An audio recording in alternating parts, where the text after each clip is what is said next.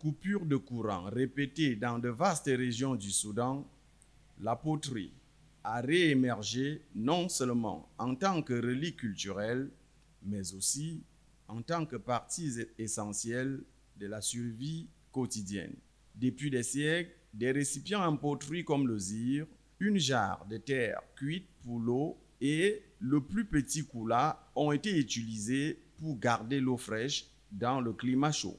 L'argile poreuse permet à une partie de l'eau de s'évaporer, abaissant naturellement la température de l'eau restante. Le zir est devenu la meilleure alternative à un réfrigérateur pour garder l'eau fraîche, déclare Soumia Ahmed, une femme au foyer dans l'état de Gezira, au centre du Soudan, à nos confrères de Chinchua. Les récipients en céramique peuvent également stocker des légumes comme les tomates et les oignons en les gardant frais plus longtemps et empêchant leur décomposition.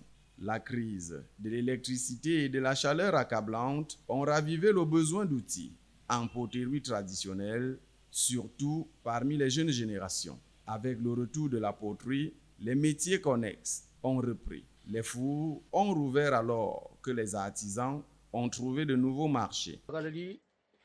Cet artisanat fait partie d'un héritage ancien qui remonte à de nombreuses années et le peuple soudanais reste profondément attaché à la poterie. Aujourd'hui, la production augmente à mesure que la demande croît, motivée par des coupures de courant fréquentes et la perte d'objets en poterie traditionnelle dans nos nombreux foyers. En conséquence, notre travail continue de se développer.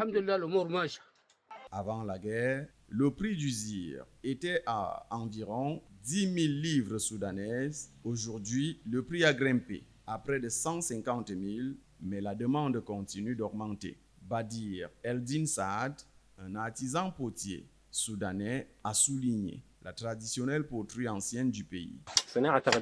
La poterie est un art traditionnel qui commence par la collecte d'argile sur les rives des rivières et ça mélange avec d'autres types de sols.